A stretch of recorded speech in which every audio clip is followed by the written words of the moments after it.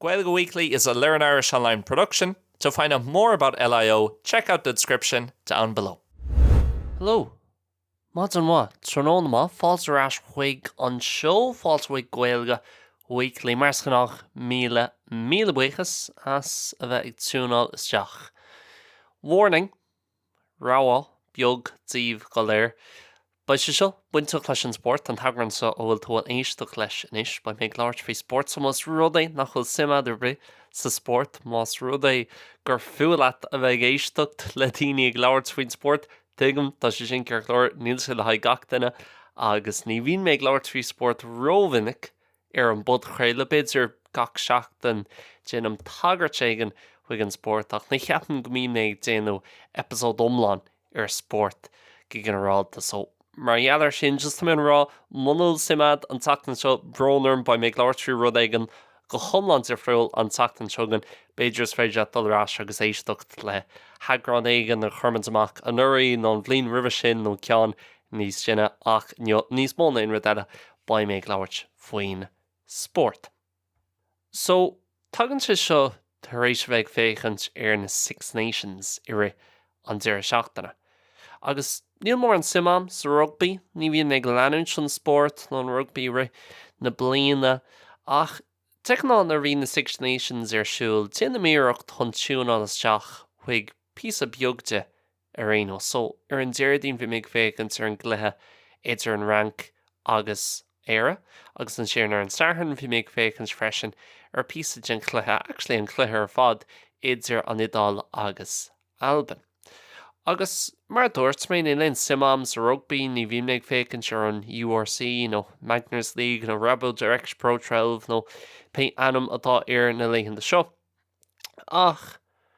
is even an cúpla rud faoi the Six Nations nó chraobh sé náisiún as Gaeilge, agus ceap níos mó na rudaile is even an tradiisiún ag buint leis. Ribh seo bhí sé mar the Four Nations an sin tháinig an rank ceapams na thugtaidí nó na seachtaidí agus bhí sé mar the Five Nations agus an sin an Idal sa bhliain 2000 an bhliain a rugú me héin so me héal ar fad bhí Idal ag imirt sa chraobh agus tagann sé ó níos am deir an níomhísteag nó tús an fiú híis i gcónaí na fearna seo ag imirt sin ag chéile ag tús na bliana thart ar mí fiara mí mórta agus sin rud eile a heitníon lom ghfuilte mar deire an ghírí a gcónaí mar gheall go mbíonn an chraobh sé náisiún ar siúil ag an am céanna gach bliain nuair thagann an chéad game week nó an chéad cúpla cluiche an chéad seachtain nó an deir seachtain mí fiara bíonn sé le coca níl beidir níl an gíomhar céad fan géad críochnia ach pís le písa tá ag drídean leis an tarc tá léithanta ag airí beagnaí níos fuide agus whitru the worst of it mar a déarfá i mBéarla. So, is even go say mar hampla éire gimmert i Boris agus London blian amháin agus an sin an chéad bhliain eile bíonn siad gimmert in Aine Franca agus an Aine Hasanna im lá clia agus bhfuil an format céanna gach bliain níl sé athraithe ar churbe ónar bhí mise a fáist agus fiú chuige seasca seachtó bliain chuin níl sé athraithe tá rud díreach mar an ggéine tá na fearn ag dul go dtí áit an céine Cardiff agus London Blaclia, Porus an Rove, Edinburgh Colma ó dún éán mar a dearfá as Gaeilge agus níl sé athraithe ar churbe. Níl aon preliminary rounds nó repechage nó playoffs nó aon rud mar sin a bhí ná den landsport na leitheanta seo. Tá sé just gachtainna ag imirt na gachtain eile round robin formas mar dearfá agus sin é ní léon rud eile ag buint leis. Agus chuirse sin mis ag smaoinú faoin sport na rudaí a nílam faoin sport agus beidir níos mó na aon rud eile na Ócáidí sport a bhfuil mé géirí feicáil bio in the flesh mar dearfá imhéal agus rih a aim bás le gúna dé ní bhaise sin ar fra ó bhád níos mó blianta eile ach ag gá méid gan am héal tá mé géirí cúpla rud nó cúpla ócáid sport a eicáil sa fíorhéal. Ní ar an telefís tá siad feici am neartóranta ar an telefís ach chun rudí sin na Ócáidí sport sin a eicáil beag. Tá lista beag curthaí am thart ar 5 rud nó 5 ócáid nó imeacht sport a bhfuil mé géirí feiceáil i ma héal. Now, tá rud amháin nó cúpla rud a bhaineann le gach ceann a bhfuil mé chun lua inne agus ag deire an agran sa tá mé an labhart faoi sin agus an ceangail setá ag na rudaí seo. Agus beidir ghfuil sibh mé nó well tá tú gafa le Formula 1 seans má just mai tú ag láirú Formula 1 ní léon Formula 1 an seo, ní léon Grand Prix nó ní léon Rás an seo mar bhí mé cúpla Rás Formula 1 ribh seo agus tá siad cool tá si cearch leir ach réí mar spectator sport agus a bheith san áit ina bhfuil an rud nó an Rás a haon ar siúl níos ar roiá mar níl tú an ach pí beag den circus eáil an cúne nó an stréis ina bhfuil tú agus níl tú an mór an eile den tracha eáil líle sad cad ar siúl ag áitina difriúil a timppel an circuit. So níos sé seo just na sports fearlam agus na himachtaí sports fearlam a bhí mé ag féchans ar thuair an telefís. Tá seo níos mó bheith san áit a haon agus an starg buint leis an áit nó leis an imimecht agus mar sin deis fiú rudí beaga cosú le cén óir rit na bliana a bhíon rud éigen ar siúl. So an chéad ceann bhfuil peoch amach amsa. Níos mar óchaid amháin ar le ach bhhaithlim cluiche ceannis i má níochta na múin eáil i thurlas nó cluiche ceannis pelle i gúga ola eáil i clónas.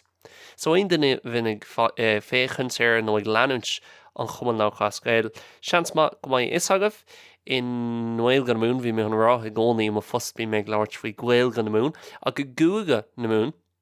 nuair bhíon an máíocht ar siúl agus an provincials ar siúl ribh seo bhí sé thart ar mí methimh míúil na leichen de seo bín sé mí aibran agus mí bealtain ar mhéall ar an schedule nua de ná bína chluiche ceannis ar siúl i Thurles, i Semple Stadium i Thurles i Déardaoin. Now,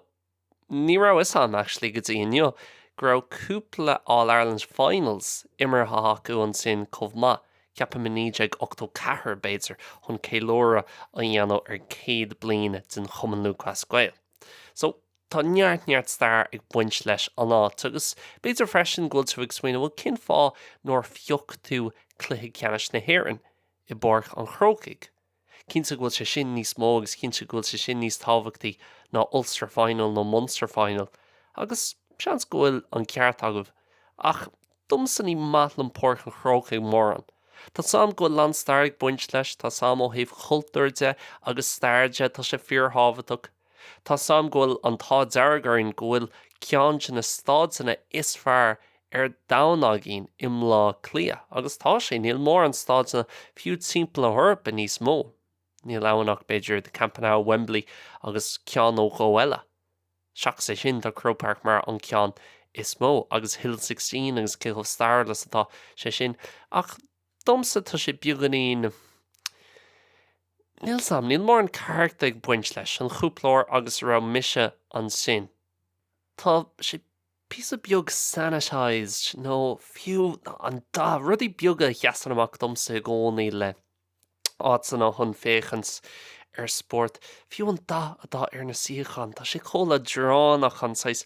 gurm dorcha sin agus tá sam ghfuil an dá sin ghfuil sé ceangail leis an Gcomann Lucas Gaeilge agus mar sinse ach níl sam ní léon charachtar bórcha an chrócaigh domsa cinnte ghfuil sé go héintach ar lá an chluiche ceannis an sin a mí bheán fóbharnót na léonnta seo bíonn sé i míúil nach míonn sé agus gach den ag dul sús go thuirthe más as áit ag an eileú beidir nach bhíon ag dul go chluiche ceannis na hÉireann go minic ach domsa ní bhuiithí mé mór an beidir mar dheanach daithníon blog clia mar chathair mór an lom freisin agus gur mátlam a bheith in áitina níos lú go an ráilteags áitina nach bhfuil an méid sin daoine. Tá rud ag an domsa níos speisialta faoi Regional Ireland agus áitina cosúil le Déardaoin limnach Gailge Corcaigh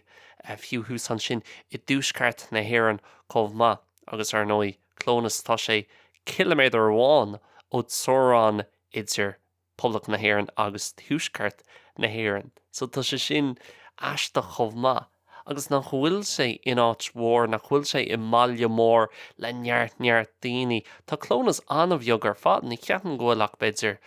1,000 duine ina gcónaí an sin ach sin an áit a bhíon an Ulster Final agus cluiche ceannis ulla gach bliain.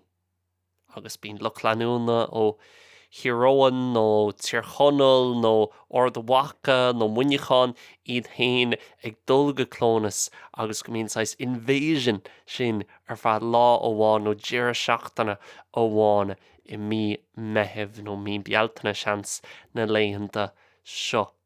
Ceapan bhfuil sé sin speisialta agus má tut ag féchant ar stair an Chumann Lúchas Gael cultúr an Chumann Lúchas Gael na stáidseanna sin cosúil le clónas cosúil le Semple Stadium cosúil le McHale Park, Dr. Hyde Park agus really gacán seachas Páirc an Chróca agus beidir is seachas Páirc Cuíomh cé más atá an redevelopment agus cé teas is atá sé. An áit ó bhfuil tradiisiún agus stargus an cultúr an Chumann Lúchas Gael ceapan go bhfuil sé le feicáil níos mó in áitneach sa lei sin agus ar nói go háirithe ar léontaí cosúil leis an Munster Hurling Final agus an Ulster Football Final. So margheallar sin don cín sin peoch am. Bhí me chun láirt faoi freisin cruimh chonachta agus ar nói an fel agus an fel Gaelach beidir de Gailge agus moille nó Roscomáin agus moille Gailge agus an Sligoch ach thug mé sé go rá mé actually ag cluthe ceannis chonachta cúpla bliain ó na gábhail sa nídeag idir Gailge agus Roscomáin agus nar thug mé dearra mar ní ra méid fécant ar an gcuid smóid an cluthe bhí mé obair sa turnstiles neach mé ach beidir an fihin nó modernach chaile Gailge so beidir margheallar sin ní cheasan sé amach mór an I bhain sin agus ní ceapan go an méid sin dríocht ag buint le Connacht Final Day mar a bhín leis na cí eile mar dúirt mé Munster Hurling agus Ulster Football. Beidir nach chuil an ceartam na sin ceap nuair bhín sé idir Gailge agus moille beidir go mbíon beagna níos mó dríocht agus stair ag buint leis ach mátá sé mar hampla Gailge agus Roscomáin nó Sligoch nó fiú Leitrim an fada ó nuair chálaí siad san ar an Connacht Final ach beidir agus ar nóid tá mé cléanta mar sa Gailge mé ach ceapan bhfuil rud ag níos speisialta ag buint leis nuair bhfuil sé idir Gailge agus moille ach fiú an sin ní ceapan bhfuil sé ar an level céanna is mar atá Semple Stadium ar Munster Hurling Final Day agus clónas ar Ulster Football Final Day. Agus bhrálam dul chuig náit na sin mar arís agus le bíonna gach ceann na tám sa lista agus tá mé chun bugur ráigúidí a bhar dóin is le gach ceann tám sa lista. Ceann na fána bhfuil mé géirí dul dín háitina seo agus beidir ceann na fána ba cheartdom dul chuig na háitina agus na Ócáidí seo comhlua mar féidir ná níl sad sa thacaí an mai siad mar an ggéanna nó mai siad ahraithe. Saolaí ag dul go Páirc an Chrócaigh mar hampla nídeag níchaní nó 2000 dúirc roimh an redevelopment agus bhí sé sin an seans dearnach a bhíad an Páirc an Chrócaigh agus an sean Páirc an Chrócaigh eáil. So tá sin simú agus tábhaach freisin ní bháin le rudaí sa spórt a rudaí sa saolgaí generalta ba cheartid rudaí a dhéanana nuair atá seansad mar seans má nach maidú an anna iad a dhéanú nó go mbeidh an taithí beag an íonta friúil sa todhchaí muna dhéanú iad inis. Iridó agus rud ag an andir friúil ó Ulster Football Final hús i glónas sin an Masters sa golf a bhíon ar siúil in Augusta na Stát Aontaithe, Augusta, Georgia, ceapan sin an tarmatá ar an stát. Bhíon ar siúil deaganna an chéad dear seachtainna nó an dara dear seachtainna I mí Eibreán. Fáháin agus cúiseáin bhfuil mé gur dul níos mó na nuair eile ná go mbíonn cosc ar fón pócaí hall an sin ag Augusta. Agus níor thug mé is sin faoi dear go dtí an nuirí agus mis ag fécinn se Rory agus Rory McIlroy buchans don céadúir an sin ag Augusta pís le písa agus mis ag fécinn ar an coverage ar an saharn agus ar an damhnach thug mé faoi dear thulan cén fá le tá sa Stát Aontaithe tá sa tír is commercialised agus a bhíon ag brath ar na meán ó síalta níos mó ná aon áit eile timppla an domhan ach níoch am aontaine ag úsáid an fón cén fá agus an sin dúirstanna ag an ceap mar fudcréile beidir cúpla lá ina dhé ó tá cosc tríd a stríd cosc céad fungéad ar fón póca in Augusta. Sin rud ag an a bhaine leis an tradiisiún agus tá an tradiisiún fíor hábhaach ag the Masters. Fiú an scoreboard a bhín acu an sin ní bhíonn sé digital nó leictreach nó aon rud mar sin bíonn tí déanú gach rud le lámh an seanstíl leis na himhreacha ar fád ag dul trasna 500, 400, 400, 500, 500, 500, 600 agus mar sinse Paul tar éis Paul tar éis Paul tar éis Paul agus na himreí ag dul timpeall an chóirsa. Cé go mála sin aesthetically agus ó thaobh an íomhá atá le feiceáil fiú agus mis ag féchann sé an telefís. Tá sé deachar an smaoinú faoi aon ócáid sport a bhíon ar siúil i rith na bliana bhfuil níos aesthetically pleasing mar dearfá ná the Masters. Na daithne agus cécomh glán agus cécomh pristine atá chuile rud de an ná ag an am sin den bblion. Bhín an gréinnig taitnamh i gcónaí in Augusta agus actually ag smaoinú siar faoin is tá sé an deachar an smaoinú faoi aon Masters a déach mé ar ribh seo nach rá an gréinnig taitnamh agus nach rá lábrá brudlach mar deirmid a gcónaí sna heistí ag an meánscoil sa Gaeilge. Ach rud ag an lei sin ní bháin an aimseir ní bháin an comadáir ach mar dúirt mé ribh seo an tám den bhliain mí Aibreán agus mí Bealtain agus luí mé seo seachtain ó ggóthain ceapman satans caite ag tús an fud craile go tapí luí mé. Tá sé simú le ní bháin ócáidí sport beidir domsa tá sé seo buinteach níos mó le ócáidí sport níos mó na rud eile ach an chuí a bhíon muid ag déanú ceangailt idir an tám den bhliain agus ócáid éigean. Mar shampla de Six Nations ag tosú an deir seachtainna sa caite tá sé sin gosú le dear an chaomh rinne deire Deep Winter agus beidir nach chuin an gíire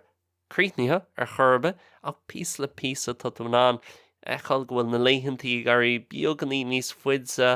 agus gohfuil muid ag dúirt leis an tarach agus mar sinse. The Masters a mí Aibreán tá sé agsúla ócé tá an gíire inis tá sé céad fan géad imithe seans má go ditsin sé I léithin de sir na cásca freisin san nuair tá óg ag féchan sir seans má gohfuil tú an fannach sús. Fiú an tradiisiún sin leis the Masters mar gohfuil sé ar siúla time zone eile de an ná na chréithníonn sé go dtí beidir a híon na clog ar madsan am na héireann. Agus bhí sé mar cheann de na híon áireanta rá mé ag fannach sús go dtí an am sin agus mission níos óga nuair bhí exciting finish nó nuair bhí rudaí anaspragúil ar an domhnach ar the Masters. Agus tá sé deachar an smaoinú fiú rud éigean ina bhfuil cospragúil agus rud éigean na churann daoine ar bís chomh sin mar a churann an Masters nuair bhíonn sé down to the wire mar a deir fá ar an domhnach mar bhí sé in idir Justin Rose agus Rory McIlroy. So, ceapan gaiimi dul leis the Masters chomh má de daoine ar the Masters agus an tradiisiún ag buint leis agus nuair tá tú ag gáiting gosú le gosta ar nóí tá tú féchans ar nó méid tábhaach sa stair mar tá tú chun féchans ar chun éigean eile a bhfuil an Masters bhuachans don chéadóir beidir nó chun an Green Jacket le freisin mar nach bhfuil an cósa ahraithe ar churbe agus mar ghfuil sé ddíirc mar an ggéanam mar bhí sé trocha carcha chuige blian ó hin. Tá tú freisin ag féchans ar na áitina seo agus de 13th green nó amen corner agus na háitina cáúla seo agus agrá seo náit a Harlan rud seo le Sevi Ballesteros nó seo an áit a Harlan rud seo le Tiger Woods nó seo náit a Harlan rud seo le Sergio Garcia nó séver tá tú ag féchans ar an stair agus tá sé níos éasca chun tuiscint bheith ad ar sin agus chun é sin a bheith ad i insin nuair nach go bhfuil an áit afria. Is dócha gur féidir le dul go páirc an chrócha agus an rud céanna rá tá tú ná rá seo náit a Harla Bloody Sunday. Ach mar bhfuil cuma chu ddíorfar ar an áit sin is agus bhfuil sé chumlan ahria idir níéag is cin blian bhí Bloody Sunday níéag fithe ceapan nó níéag mar bhfuil sé ahrithe an méid sin idir níéag fithe is san is. Tá sé dachar riadaí chun é sin na hiiscin agus chun é sin a bheith ad go sular I d'insín. Ach le Augusta National san Sáidteanta ní chaid tú aon rud I dhéanamh I cheann an rá, oh, understand, this is where this happens. No, just bíonn tú ag spríoine bhfuil tá man anna eáil agus tá sé ddíireach mar an ggéine le mar a bhí sé fiche trocha cearcha bliain ó hin. So ceapan go sé sin tábhachtach freisin, hiú tú féchant ar an ócáid sin amháin ach tá tú féchant ar stair na hócáide. Iver trí agus an ceann seo sais randomach mar ní linn simam sa horse racing agus rásaí na gapal ach Cheltenham Gold Cup arís is féidirlam a land na rudí a dúirtmein sin faoi de Masters tá mé an na rudí céanar rá faoi de Gold Cup. Thosí sé níd ag fiche cethir agus ní cheapan gur se riomh tíomh muide Cheltenham sa stair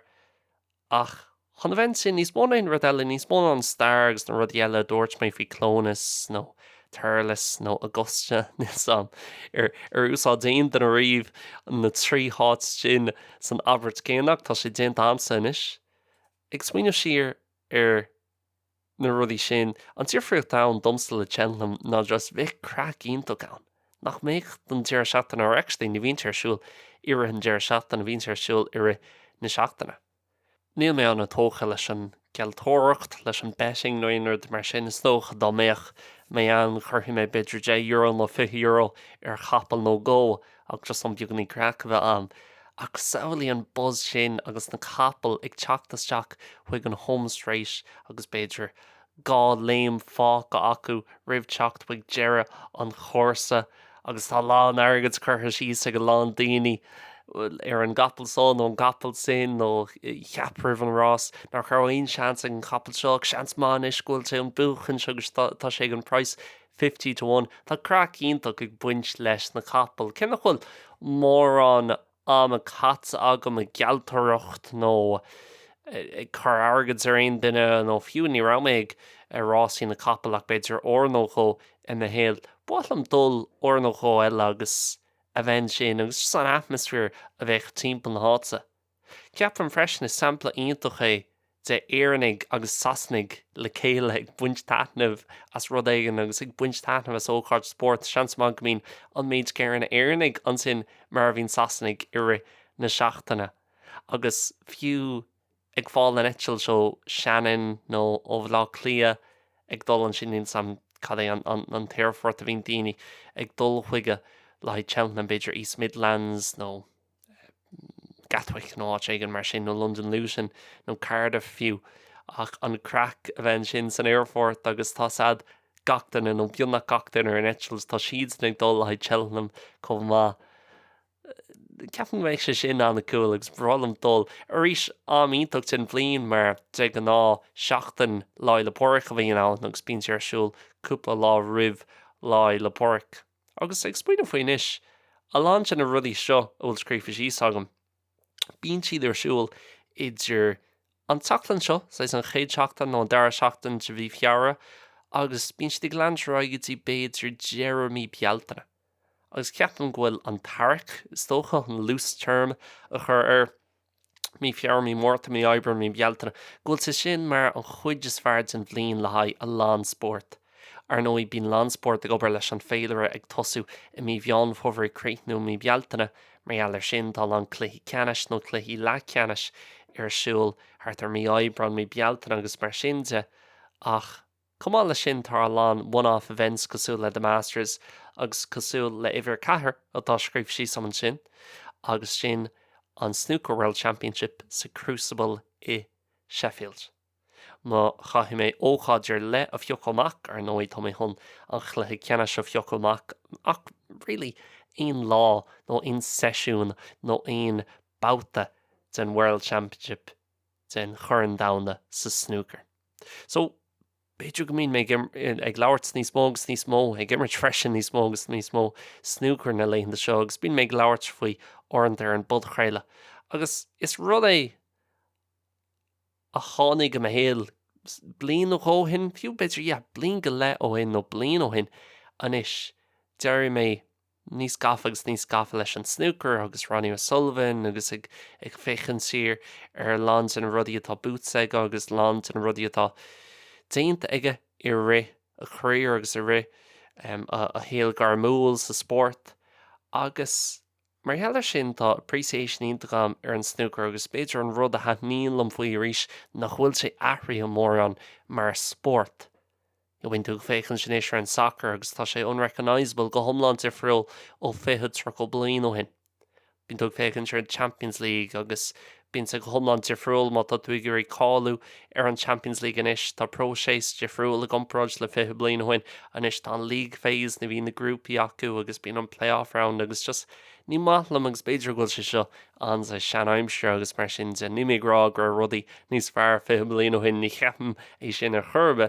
ach le rudaí áirithe agsúil le an sport ceapan ghfuil siad róchasta anis agus rud é an ionintach faoin snooker tá an format céanna acu ag an World Championship ag an ggur an Déanta mar a bhí acu trocha nó carcha bliain ó hin. Seans má go mbeidh lán daoine an chuimhnú ar cendáthirtí agus cendáthirtí ag buchant sa snooker 1997 nó Dennis Taylor fiú 1982.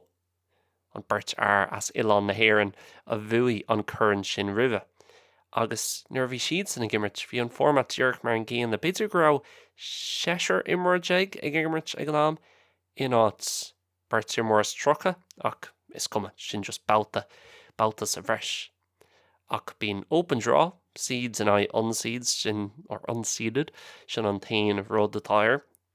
So the top 16 sit down ag gimmert tonight the 16 qualifiers. Tá open draw agus an sin tá sníonn siad agus just straight knockout o down. Ní bhíon ein backdoor, ní bhíon ein round robins, ní bhíon ein average aggregate score na rud mar sin. So sa mríonn siad agus mar hampla an uirí Kyron Wilson bhí sesin mar iwwer héan sa down, bhí sé mar an defending champion bhuaigh sé an bhliain roimhe agus an chéad lá cail sé an in lad síneach agus sin é. Ní raibh aon rud eile fáchaige, ní raibh sé an leanúint an tráid. Bhí sé imithe, bhí sé gan mar dearfá. Beidir gúil sé sin beagalín crua agus beidir gúil sé sin mátá droch láhad tá do muigs níl dar seansa ach ceapan gúil sé sin tábhachtach sa sport go má. Tá neartá mé rint na bliana sa féilear snooker mar hampla chun na himraí lehaine himraí seo go leisceil chun imirt agus a bheith ag ghlacu póirt san tournaments ar friúla agus na himachtaí ar friúla. So níos sé agsúil le beidir sa fillghaoileach so nó san na máníocht blintó hin nuair nach raibh backdoor. Ní raibh mór an seans ag na fearna seo chun imirt. Seans má nach méachach cluicheamháin acu an bhliain ar fáil sa chraibh. Ach leis an snooker tá lán tournaments ar friúla sa bhliain agus tá siad i gcónaí déanú build-up mór agus i gcónaí dul i dro an chraibh Déanta a bhíon arsúil de gná thart ar an dhá nó an dá seachtain dhearnach de bhí oibreán agus an sin a chéad seachtain de bhí bealta na de gná críochnaíonn sé ar an méid banchaile well tá méid banchaile acu hall an sin sa réich réintíad saman mín sé agin in éan na léanta seach sin an písa nó chuid sin bblion a bhíonn sé ar siúil agus an sin bíon an snooker ar sos don saoire de gná. Ach níos mána an rud eile an fá óil méid gur dul go dtí an crucible ná margheall ar an crucible. Cé go deastas atá sé chuna bheith fécinn ar snooker, níl sé rilí mar snooker difriúil nó níl le cluichí róide friúil ó tournament eile ach an rud atá difriúil ná an venue agus an áit in bhfuil sé ar siúil. Tá an chraibh Déanta ar siúil le Sheffield Crucible an Crucible Theatre le carcha bliain nús nó beidir níos mó. Arís an ihe sin a bhuaigh Dennis Taylor 1982, an ihe sin a bhuaigh cendáthirtí 1997. Bhí sé díreach mar an ggéanna, níl sé aithrithe ar churbe. Fós tá sé mar an capacity céanna, ceap mar thart ar 900 daoine. Níl sé sin mór an daoine ar nói tá si den an dul go áit níos mó agus bheadh si ná na ticéidí a dhéal fibre bit. Ach margheall ar an tradiisiún agus margheall ar an stair san áit níl siad gur é sin a dhéanam. Now tá níos mó agus níos mó caint an tamar fad go bhfuil siad chun é sin a dhéanam agus seans má go mbeidh 2027 mar an bhliain dhearnach ag an crucible. Tásúil am nach mbeidh sé ach ar nói bíonn rudaí seo ag leanúint ráid agus aithríonn rudaí agus sin é. Tá tú an féchann siar ar lán rudaí mar hampla the Old Wembley in London agus an FA Cup final ar siúil ag an Old Wembley agus an sin láig an dúirt siad bhil tá sin é seo stopú rinne siad redevelopment ar Wembley agus níl sé mar an ggéan agus ní bhaid sé mar an ggéan arís. Orintanta tá sé an éasca dún smaoine bhfuil níl sé chun ahrú mar hampla leis an snooker gcónaí ba sé ar siúil sa crucible. Ach réadaí seans má nach mai, seans má go bhfuil sé an aithre agus go bhfuil sé go chun bogu go háit nua. Fan go bhheicimiid ach mar sin tá mé ag smaoine faoi dul Jane Cruisewell im lína nó muna haon mé im lína seans má nó seans anua go rockí mé nó gníon mé iirecht tan dul an bhlín se thugan i Sheffield. Tá sé an bheog beidir go gurthaí sé sin iontas ar chuoine. Agus margheall go na cluichí có fada sin mar hampla an chéad bhauta bíonn sé best of 19, so an chéad imór chun de fráma a bhaint amach. Agus má tá snúcar feici adhuaire seo orintanta na frámaí seo bíonn siad ag landráid ar feadh leabhar carach an óméid fiú orintanta. An sin an chluiche ceannis tá sé mar best of 37 ceapam nó 38? 37. So an chéad imór an sricu ar 8 fráma déag. Agus bíonn sé ar siúil ire ceithre seisiún de friúil ire gá lá. Ar an daonach agus an sin ar an banc holiday Monday a gcónaí bíonn sé chríicniú ar an banc holiday Monday. So anna ada agus bíonn sé an bheog go bhá. Bíonn an 2 table session acu go dtí na cluichí ceathrú ceannis ceapam bíonn gá bhabhar acu. Margheall go bhfuil an méid sin snúcar le himirt agus an méid sin frámaí le himirt first to 10 first round agus second round first to 13 ceapam sna cluichí ceathrú ceannis first to 17 sna cluichí leath ceannis first to 18 sa cluichí ceannis agus go mín na frámaí seo sách fada caithfidh siad gá chluiche a chur ar siúil ag an am céanna mar monaíonn siad ar sin ní bhain tám acu chun é chríicniú. Agus margheall sin margheall go rá tá na bheogaí ní bhíon mór an spórs ag na himreí a churbe. Orintanta fiú bíonn 5 nó go acu leis an ciú áhairt arás agus full swing a bheith acu. Beidir go sé sin bíogaí dachar chun é sin a haolú nó an smaoinú faoi sin mar chur an damhanda a dáin agus tá sin go thomlan difriúil ó mar hampla the World Cup nó chur an damhanda sa soccer nó sa rugby ina míon na facilities is fearr ag na himreoirí agus bíonn gachard fearfa agus is stád anna bhór agus chomh commercial, chomh mór, chomh nua aimsre mar féidir ach tá snúcar buintach le tradiisiún agus an stair agus fiú na dressing rooms an sin ní bhíon éonfan speisialtar ar siúil just tá cup an té nó cup an caithfí le fáil ní bhíonn siad an aon rud eile ordú. So is íblam é sin agus rís is íblam nach bhfuil sé aithria leis na blianta. Agus an ceann dearnach go tappaí sin dul go Hampden Park chun cluiche eáil hús an sin in Alban muna mu lis agah Hampden Park sin an stáid soccer náisiúnta in Alban sin an áit a bhíon Alban ag imirt a gluichí náisiúnta ach go mála sin bíonn an Scottish Cup Final nó Scottish League Cup Final an sin comá. Seans má bhfuil daoine ag smaoine bhfuil nach mbeidh sé iad chun dul an sin chun Old Firm eáil. Go minic ar nóí bíonn an Scottish Cup Final nó chluiche ceannis sa churann in Alban. Bíonn sé mBéarla mí Oibreán agus bíonn Rangers ag imirt an Celtic ach dumsa tá méid sin fuachas idir Celtic agus Rangers agus chluiche sin níl sam ar bhail an dul agus tá sam go bíonn lán daoine in éireann agus bíonn siad ag taú le Celtic agus sin cearca leir dumsa tá lán rudí uafásacha ag buint leis an rivalry sin agus tá sé i bhád róáir a san níl sam ar bhhalam é sinna eáil agus ar bhhalam dul agus daoine ag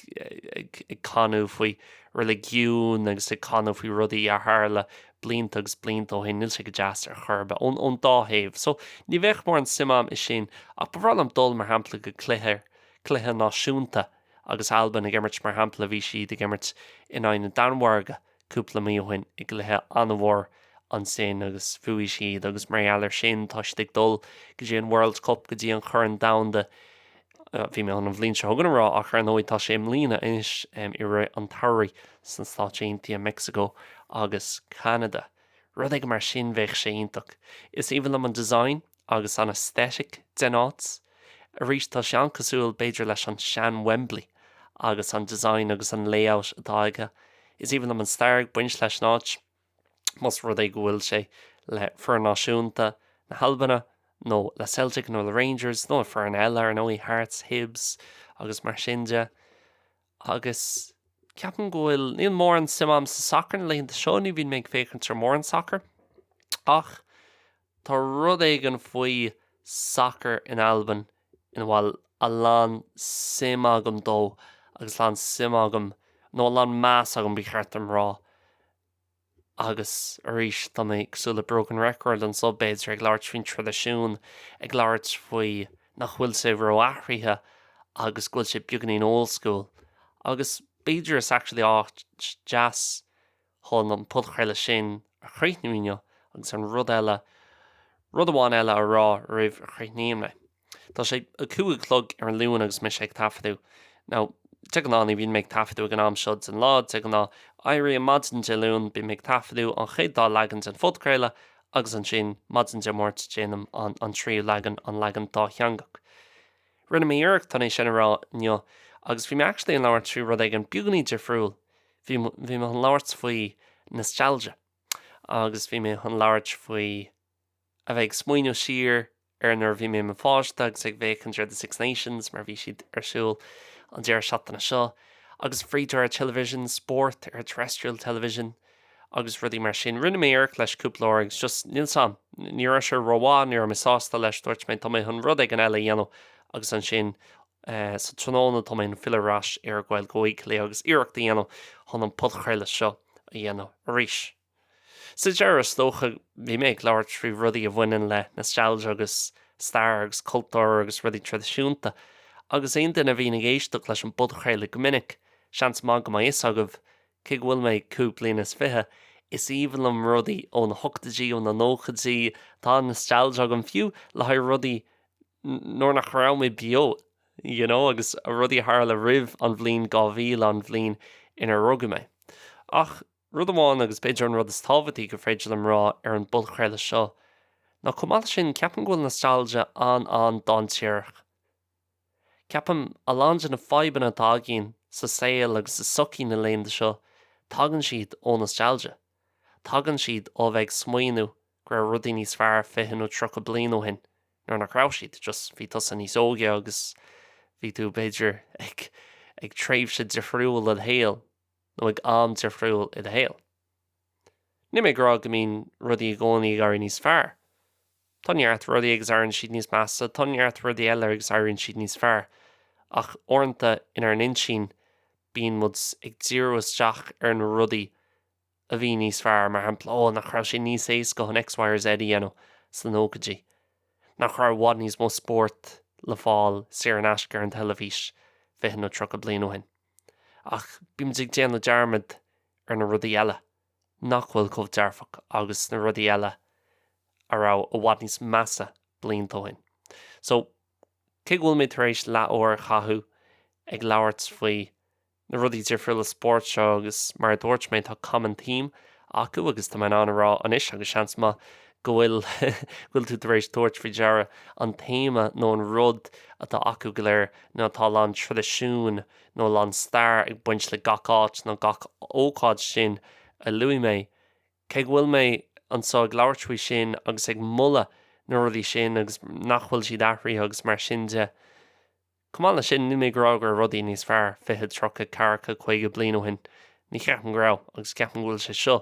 anis mar an Thomas fearr riomh chuna bheith anseo ar an domhan seo ag marachtáil béidir nach bhfuil sé agsúla sin má tá tú ag gcónaí go léamh na nuachta agus mar sin de ach tá sé seo mar amíonnta chuna bheith bio orintha just tá sé deachar chun a bheith ag cuimhnú ar sin is dócha. So, arís ní mé grá ba cheartún dulrás go dtí níd ag seachtó agus a bheith ag caithimh na héadaí céine agus ba cheart go méid na dearchaí nó viewpoints céanna agin faoi gacrad mar bhí agin na blianta sin níor chuirbe is matlam.